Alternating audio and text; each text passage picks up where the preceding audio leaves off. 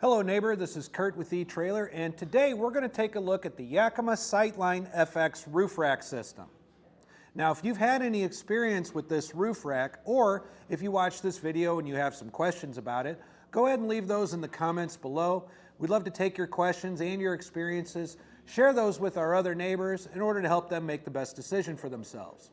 So a roof rack system is going to be very, very handy for you in those times where maybe you've got a vehicle full of passengers, there's luggage and bags for everybody, and you just don't have enough space in the vehicle for it.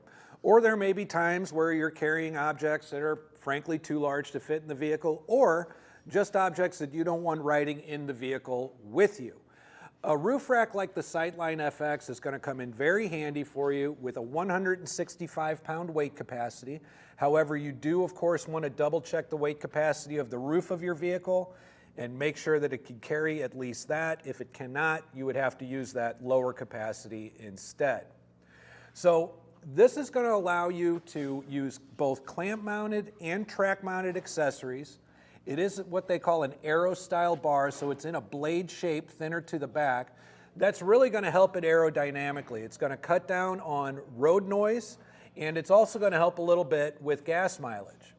Now the SightLine FX is a flush crossbar system, so it's not an overhanging crossbar. This really creates kind of a cleaner look for you, and it gives it really a more factory look.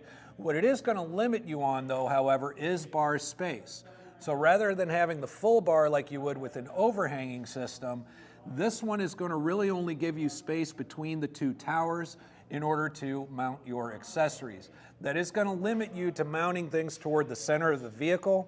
If you're in a situation where you think you might want to have more than one accessory up here side by side, you're probably going to want to take a look at an overhanging crossbar system, which also can be found right here on etrailer.com. Now that we're up here on top, you can see the T-track where those T-slot accessories are going to go into. The access point is in the middle here, so you would push down on this and slide your accessory over to wherever you want it before you tighten it down. A lot of crossbar systems, particularly overhanging ones, are going to have you access that track from the outside of the bar. However, with this being enclosed, that's not going to work, obviously, so they put them out in the center. And I actually kind of like this a little bit better because I don't have to remove and replace anything when I'm changing out accessories. I could simply come up here to the top, get it down and push it over to wherever I want it, and I don't have to worry about removing the end caps from my bars or from my towers.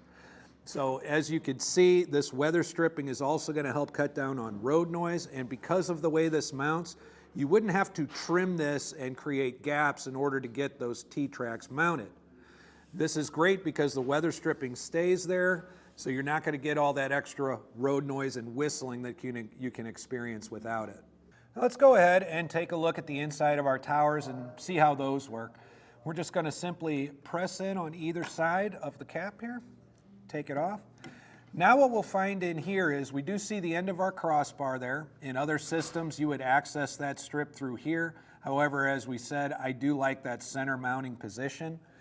Right here what we have is where our lock core would go. Now when you purchase the SightLine FX, you are going to get this plastic cap that'll go in here. You could just use a flathead screwdriver to go ahead and get that out. But Yakima uses what they call the SKS or same key system. You can get a set of keys and lock cores to replace all of these in your towers and be keyed alike. You could also have them keyed alike to any of your Yakima accessories that you're going to take with you. So now that that's out, this would be the point here where your clips for your rails would go and where you would tighten everything down.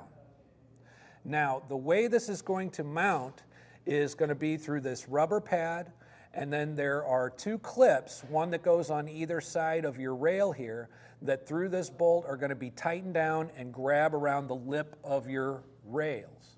So since we discussed these base clips and how they attach onto your rails, it is important to note that the combination of bars that you get are going to be very vehicle specific. The base clips themselves, you're going to have to pay close attention to getting the correct ones so that they contour appropriately around your vehicle's rails. Also, these flush rail systems have a tendency to taper as you get from the back to the front. It'll actually kind of expand in most cases. So you can very often find yourself with two different sizes in the SightLine FX crossbars. Just another reason to use our fit guide on etrailer.com just to make sure that you're getting the right combination of clips and bar sizes. But with all that being said, it's a relatively simple install. There's a little tweaking that gets involved as far as making sure that you're in the correct area. But I do think that if you are looking for a roof rack that is flush and not overhanging, I do think that the SightLine FX is an excellent choice for you. I particularly like how the tracks mount through the center and doesn't make me have to remove and replace these end caps every time I want to switch out accessories.